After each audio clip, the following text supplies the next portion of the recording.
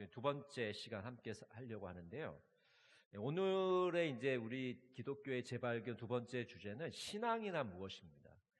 지난번에 이제 기독교란 무엇인가, 성삼위 하나님이 우리 깊은 우리 어떤 우리 삶 깊이 들어오시는 것, 성삼위 하나님의 역사를 우리 신앙생활 속에서 체험하고 살아가는 것이 기독교다라고 말씀드렸는데, 오늘은 신앙, 믿음이란 과연 무엇인가, 굉장히 본질적인 거죠. 함께 살펴보려고 합니다. 자, 신앙이란 무엇인가 제가 질문하면 여러분 거기 있는 답을 한번 해보세요. 신앙이란 무엇인가? 네, 현실 세계 너머의 실제를 보게 한다. 이건 이제 두 가지 차원이 있는 것 같아요. 그러니까 현재만 보는 게 아니고 미래를 보게 한다. 그러니까 신앙이라는 것이 그냥 현재의 삶만 이 아웅다웅하는 이 현재의 삶만 묶인 게 아니고 미래까지도 보게 하는 것이 바로 신앙의 삶이 아닌가. 또 한 가지 차원은 이 사물이나 사건의 표면, 우리 껍데기죠. 외피만 보는 것이 아니라 그 사물의 본질을 보게 하고 그 핵심을 보게 하는 거죠. 그러니까 믿음이라는 것이 그냥 껍데기만 살피는 게 아니고 그 핵심 속으로, 그 본질 속으로 들어가는 거예요. 그게 믿음이다, 신앙이다라고 이야기하는 거죠. 자, 밑에 그림 보시면 보이는 것이 다가 아니다. 자, 왼쪽 그림을 보시면 작은 나무와 큰 나무가 있어요. 그래서 우리는 큰 나무는 뿌리가 많고 깊을 거다, 작은 나무는 뿌리가 얕고 적을 것이다, 그렇게 예상을 하잖아요. 근데 실제는 어떻습니까? 오른쪽처럼 작은 나무가 뿌리가 깊고 많을 수도 있어요. 큰 나무가 뿌리가 얕을 수가 있습니다. 그러니까 보이는 것이 다가 아니라는 거죠. 또 밑에 그림 보시면 왼쪽 컵과 오른쪽 컵을 보면 오른쪽 컵이 훨씬 커 보이잖아요, 위에서 보면요. 근데 옆에서 보면 어떻습니까? 왼쪽이 굉장히 큰 그릇이고 오른쪽 잔이 작다는 것을 우리가 알 수가 있어요. 그래서 우리가 겉모습만 보고 판단하면 안 되는 것이죠. 그것이 사물이든 사건이든 사람이든지 간에 겉모습만 보고 판단하면 낭패를 당할 경우가 굉장히 많은 것이죠. 지금 우리 눈에 보이는 것이 전부가 아닐 수 있다. 우리 사람의 이 시력이라는 것, 시야라는 것은 굉장히 좁습니다. 생각보다 착각과 오해를 많이 일으켜요. 저도 이제 운전을 하다 보면요, 이 사각지대라는 게 있거든요. 사각지대.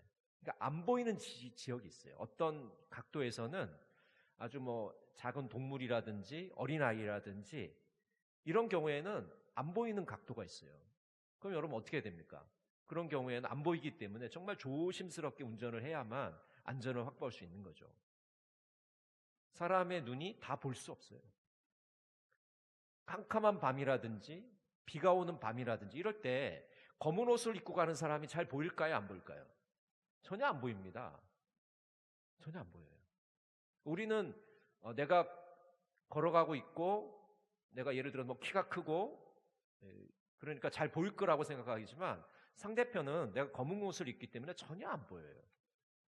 우리의 시력이라는 것은, 시야라는 것은 굉장히 제한적입니다. 근데 우리는 어떻게 생각하냐면 우리가 다 볼 수 있다고 생각해요. 나한테 다 보인다고 생각합니다. 이게 천만의 말씀입니다. 그렇게 보이지 않아요. 제가 이제 안경을 쓰고 있는데 안경 쓴 사람들의 이 보는 이 세상과 안경을 안 쓰고 있는 분들의 세상이 같을까요, 다를까요? 어떠세요? 같을 것 같으세요, 다를 것 같으세요? 네, 물론 큰 차이는 없죠. 근데 이 안경을 쓰게 되면 이 오목 렌즈, 볼록 렌즈 때문에 세상이 휘어져 보입니다, 여러분. 휜 세상을 보는 거예요. 원래의 세상을 보는 게 아니고 이 안경제비들은 휘어 있는 세상을 보는 거예요. 저도 이제 도수가 눈이 안 좋아서 엄청나게 이렇게 여기 많이 이제 도수가 낮은데 휘어져 있는 세상 보는 겁니다. 제대로 된 세상 보는 거 아니에요. 그러니까 우리의 눈이라는 것이 굉장히 완전할 것 같지만 완전하지 않아요. 보지 못하는 것이 많습니다. 굉장히 제한적이에요. 때로는 착각할 때가 더 많다는 거죠. 아까 그림 보여드린 것처럼. 또한 우리 각자의 생각이 옳지 않을 수도 있습니다. 내가 만물의 기준이 아닐 수도 있습니다. 그러니까 보통 사람들은 내가 삶의 기준이라고 생각해요. 그러니까 내가 기준이기 때문에 내가 원하는 수준의 그런 수준이 안 되면 사람들을 어떻게 생각합니까? 내 기준에 안 맞다고 생각해요. 저 사람은 내 기준으로 보면 뭐 도덕적이지 않다든지, 아니면 깨끗하지 않다든지, 아니면 뭐 어떻다든지 그런 평가를 내가 내려요. 근데 그 기준은 누구 기준이에요? 내 기준. 내 기준에서 하는 겁니다. 근데 사람마다 기준이 다르잖아요. 그래서 사람의 기준이라는 건 굉장히 상대적인 것인데 우리는 어떻게 생각하냐면 절대적으로 생각합니다. 그래서 내가 생각하는 게 표준이고 기준인데 이 표준을 따라오지 못하면 뒤떨어졌다고 생각해요. 저 사람 뭔가 모자르다고 생각합니다. 근데 천만의 말씀이에요. 나보다 더 훌륭한 사람의 기준에 보면 나는요 훨씬 뒤떨어진 사람인 거예요. 그러니까 사람마다 기준이 다 다르기 때문에 내가 절대적으로 옳다 이렇게 생각하게 되면 큰 어려움에 봉착하게 되는 것이죠. 그래서 이제 나쁜 종교 이야기를 하는데요. 나쁜 종교는 세상의 진정한 현실을 무시하고 외면하게 만든다. 자, 사이비 종교들의 특징을 한번 생각해 보세요. 그들이 겉으로 명분 삼아 거는 거 있지만 사실 그건 타이틀이고 다 속으로 들어가면 다 뭡니까? 다 물질이에요, 물질. 물질을 많이 내라는 거예요. 최근에 이제 어떤 사건이 있었냐면 어떤 사이비 교주가 이제 체포됐잖아요. 구속됐는데 이 사람은 무슨 이제 뭐더라?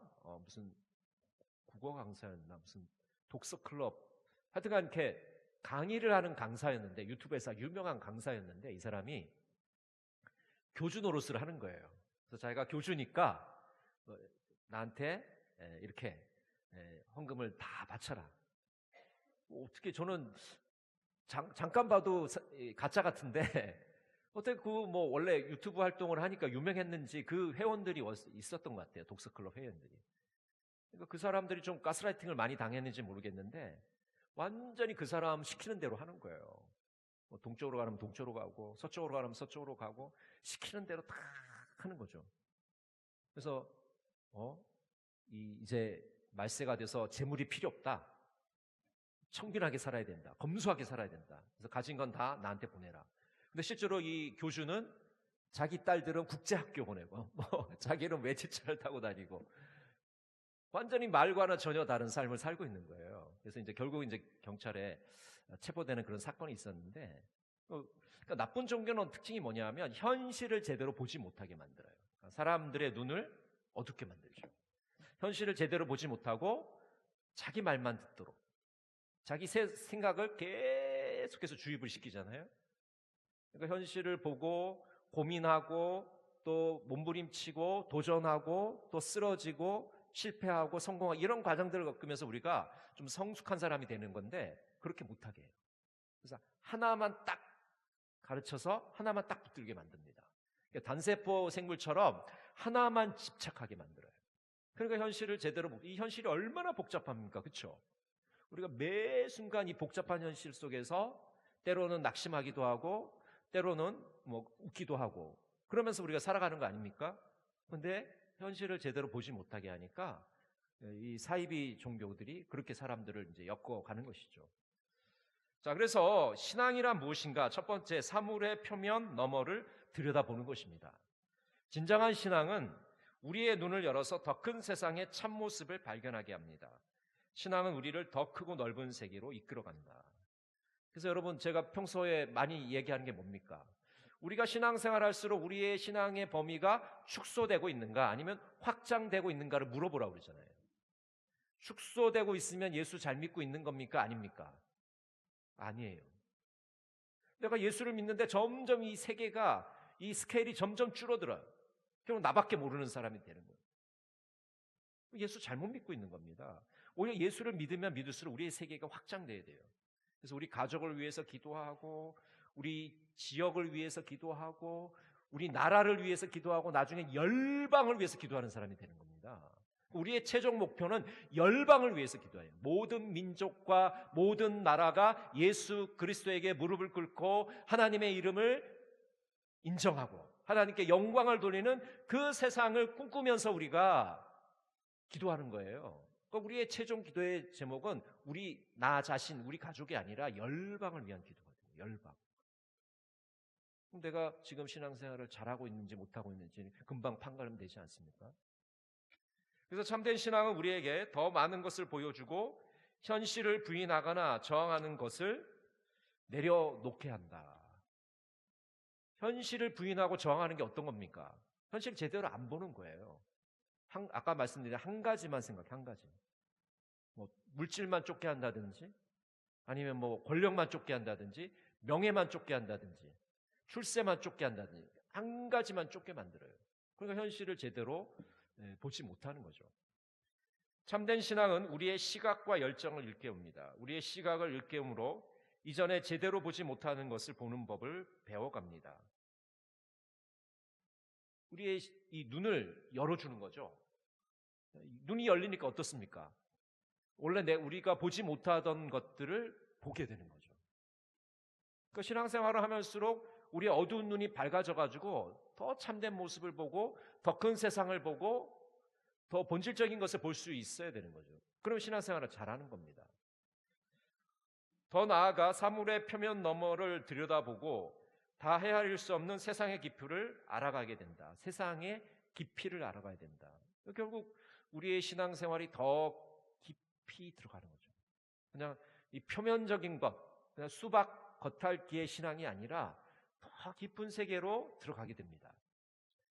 우리의 열정을 일깨움으로 우리가 인간답게 성장하도록 인도하고 인간의 가치를 온전히 드러나게 한다. 그러니까 결국은요, 신앙생활을 잘한다는 것은 참된 인간이 되는 겁니다. 인간이 되는 거예요, 인간이. 참된 인간성을 소유하게 되는 겁니다. 왜냐하면 우리가 죄로 인해서 우리 인간성이 많이 훼손이 됐잖아요. 그렇죠? 왜곡이 되고 죄악으로 인해서 우리의 인간성이 많이 파괴가 됐어요. 온전치가 못해요. 왜곡되어 있습니다. 그래서 사람들이 다 자기만 알잖아요. 이기적이고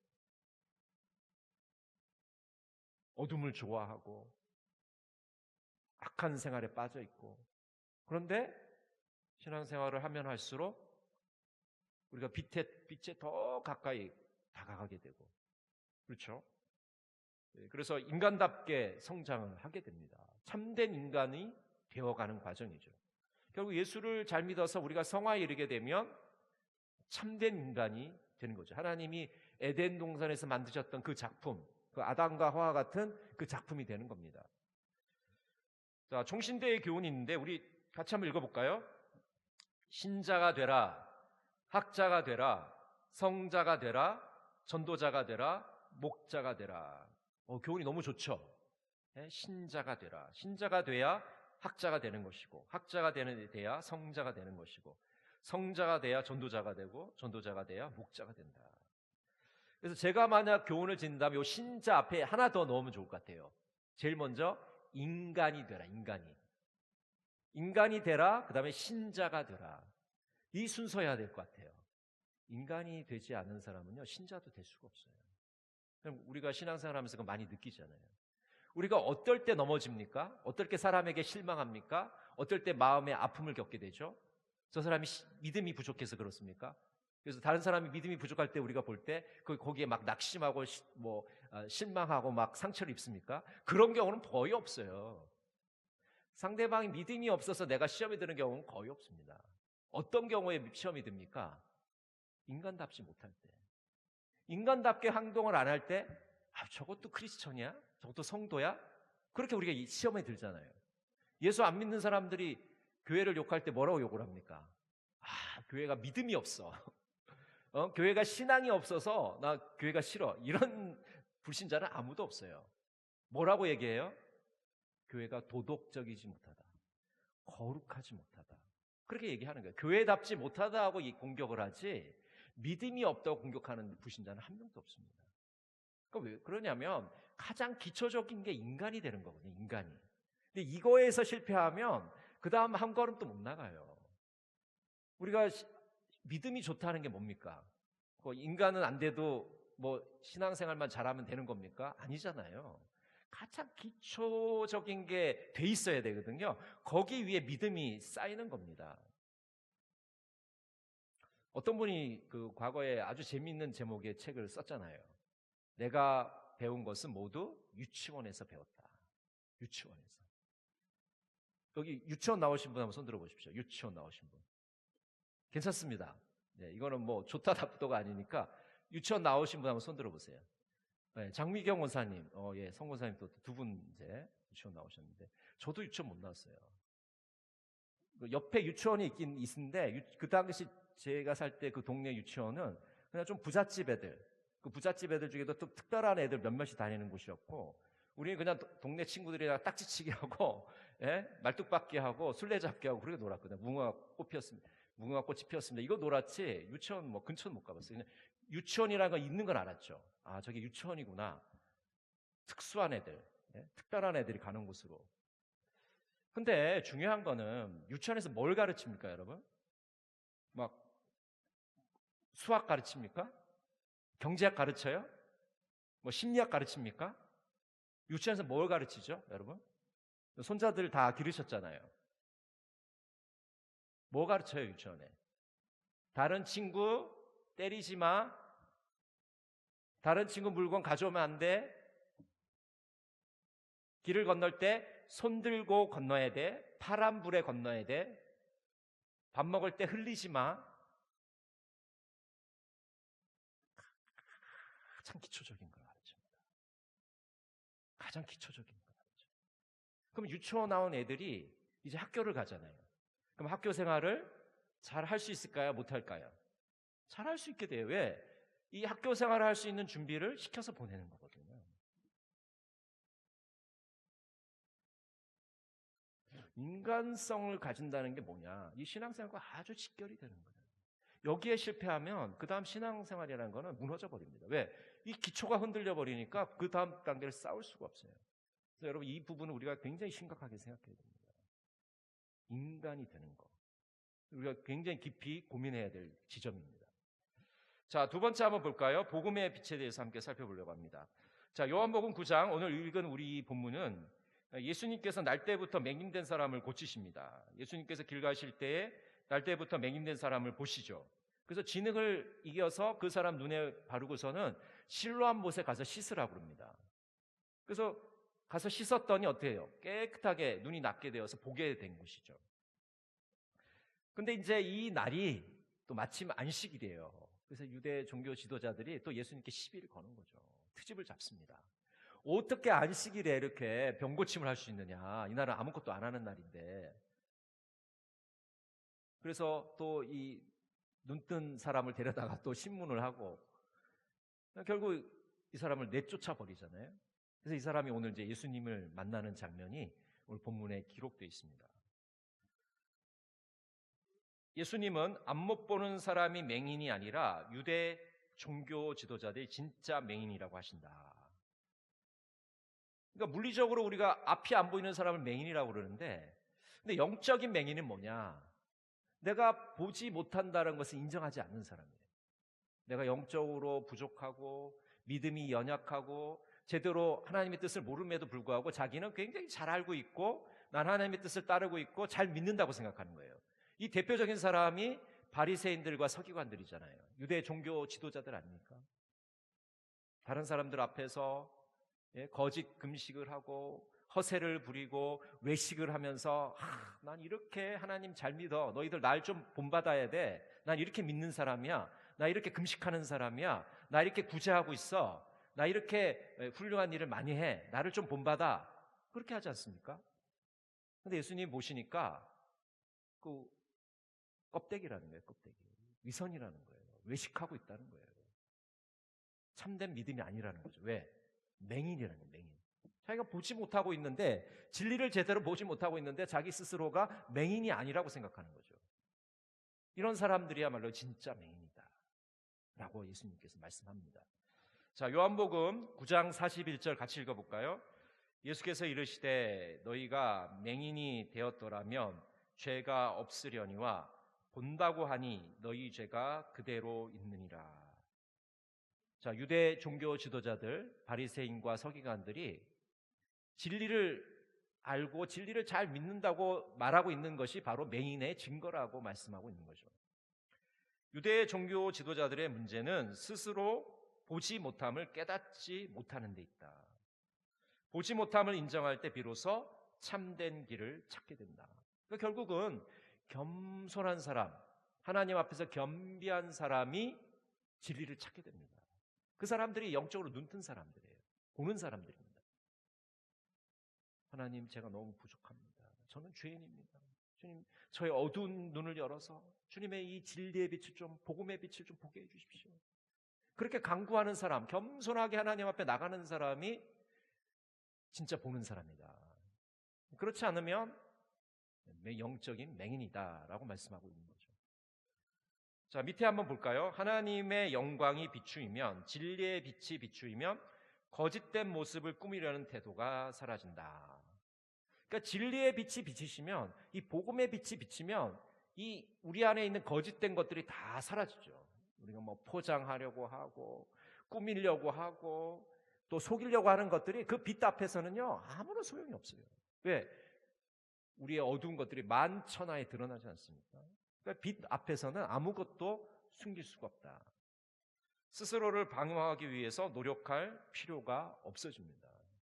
그러니까 우리들이 굉장히 방어를 많이 해요. 그렇죠, 여러분? 우리 보면 누가 한마디만 하면 그걸 어떻게 방어할까, 이게 몸에 다 이게 기제들이 다 있어요. 시스템이 다 완비되어 있습니다.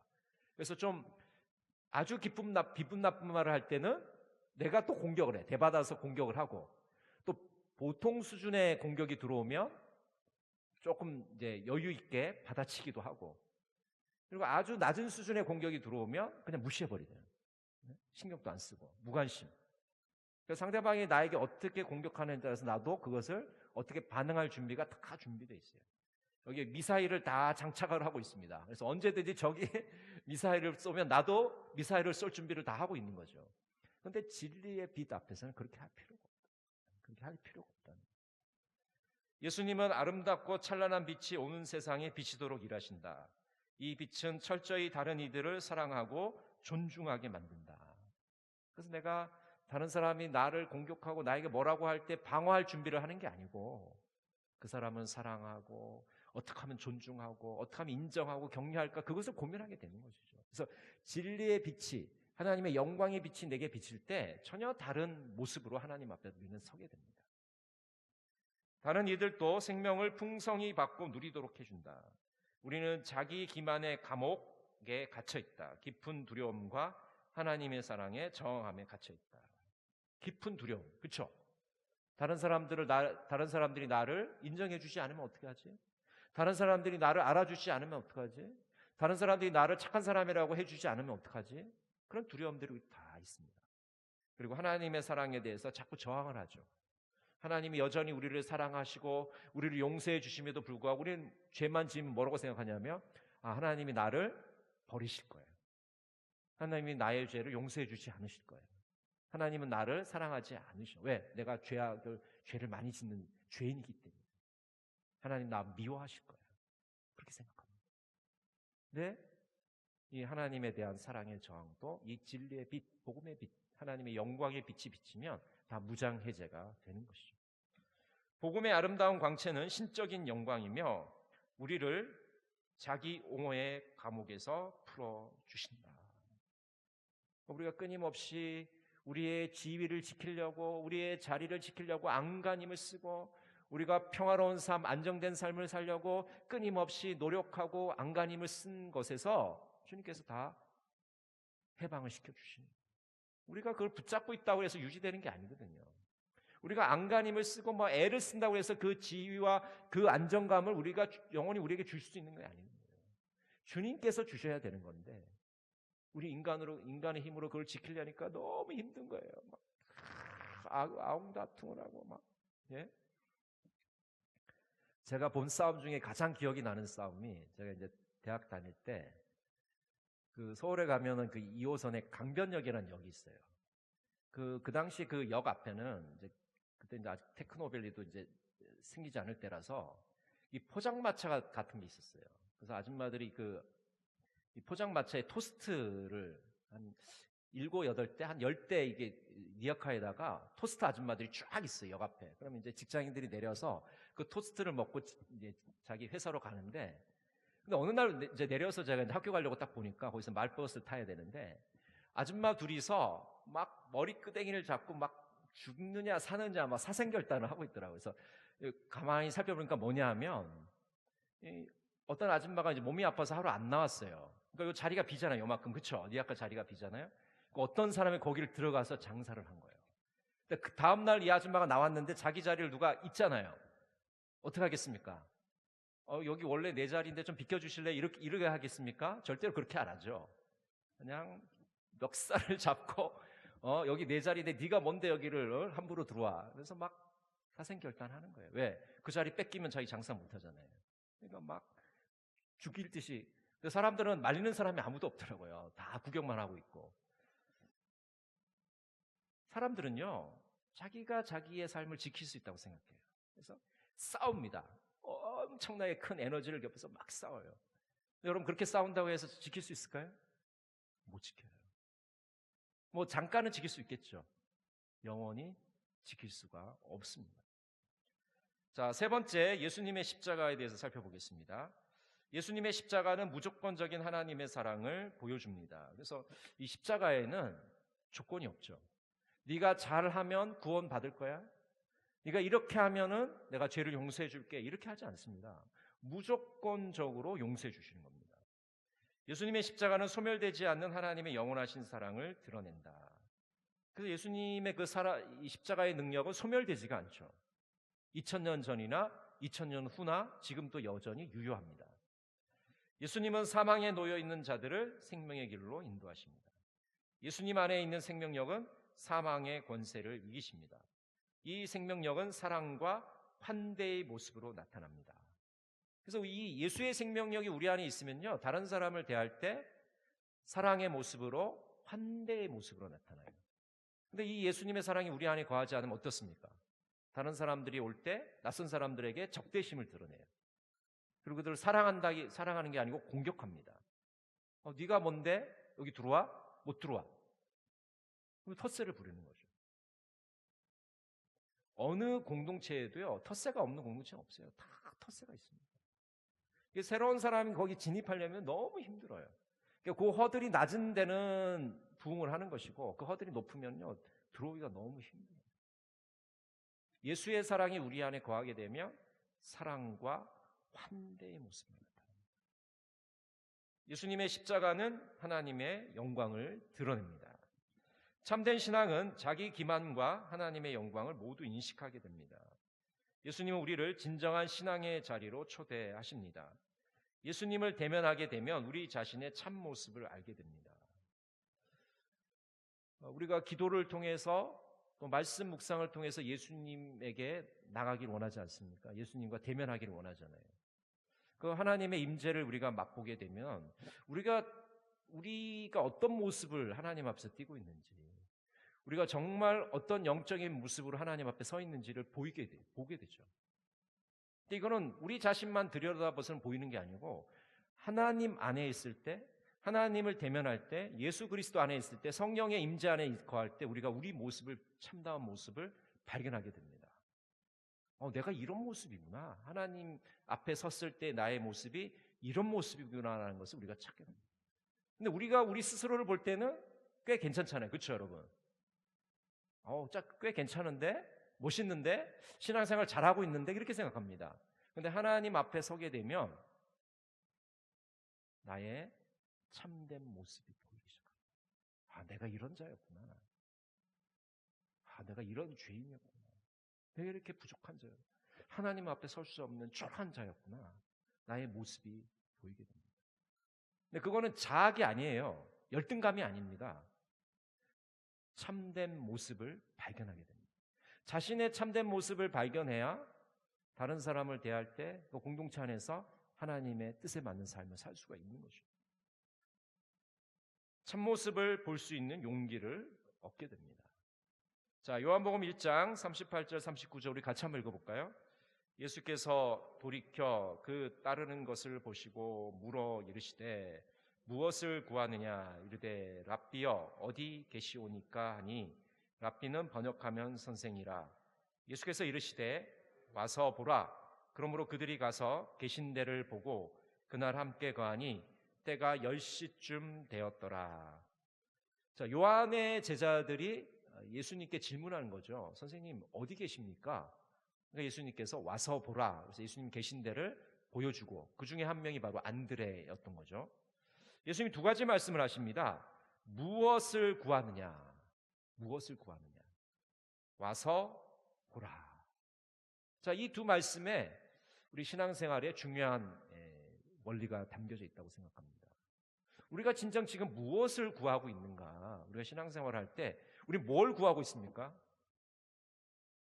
네, 예수 잘 믿어서요. 복 받는 거예요. 복 중에서도 물질의 복. 네? 물질의 복 대박이 터져가지고 그게 저희가 구하고 있는 겁니다. 그렇게 예수님께 여러분 답하시겠습니까? 무엇을 구하느냐? 하나님 나라와 하나님의 의를 구합니다. 이 열방이 주님께로 돌아오기를 구합니다. 죽어가는 영혼이 다시 살기를 구합니다. 소망 없던 삶이 소망 있는 삶으로 바뀌기 원합니다. 이게 우리가 구해야 될 거 아니겠습니까? 와서 보라고 말씀하시지 않습니까? 그렇다면 와서 보라. 우리 인생의 문제의 해결이 주님께 있다는 거죠. 엉뚱한 데 가서 찾지 말아라. 인생의 현주소가 바로 예수 그리스도 안에 있다라고 오늘 우리를 초대하고 계십니다. 자, 정리를 한번 볼까요? 사물의 표면이 다가 아니라 그 너머에 세계가 있음을 알고 신앙생활을 하고 있는가? 그래서 보이는 것이 다가 아니라 보이지 않는 세계가 있다는 것이죠. 두 번째는 복음의 빛을 통해 자기 기만의 감옥에서 해방되었는가? 내 안의 어둠들, 두려움들, 하나님의 사랑에 저항하고자 하는 것들, 내가 안간힘을 쓰면서 내 지위를 지키고 내 안정을 도모하는 것들이 다 헛된 것이라는 거예요. 결국 진리의 빛이 우리에게 비치면 우리 속에 있는 어둠들이 다 만천하에 드러나게 됩니다. 세 번째 볼까요? 예수님의 십자가를 대면함으로 자신의 참 모습을 알고 하나님의 사랑을 체험하고 있는가? 내가 나의 참 모습을 알기 전까지는 하나님의 사랑을 온전히 깨달을 수 없고 다른 사람을 사랑할 수가 없습니다. 오늘 신앙이란 무엇인가? 사물의 그 표면 너머에 있는, 그 사건의 너머에 있는, 그 사람의 너머에 있는 것을, 그 보이지 않는 세계를 바라보는 여러분 모두가 되시기를 간절히 바랍니다. 기도하겠습니다. 사랑의 하나님 아버지, 기독교 신앙은 어떤 것입니까? 우리 눈에 보이는 것이 다가 아니라 그 너머에 영원한 세계가 있음을 고백합니다. 복음의 빛을 통해서 이 어둠의 감옥에서 해방되게 하여 주시옵소서. 예수님의 십자가를 대면함으로 우리의 참 모습을 알게 하시고 하나님의 사랑을 체험하는 자들이 되게 해 주시옵소서. 예수님의 이름으로 기도드립니다. 아멘.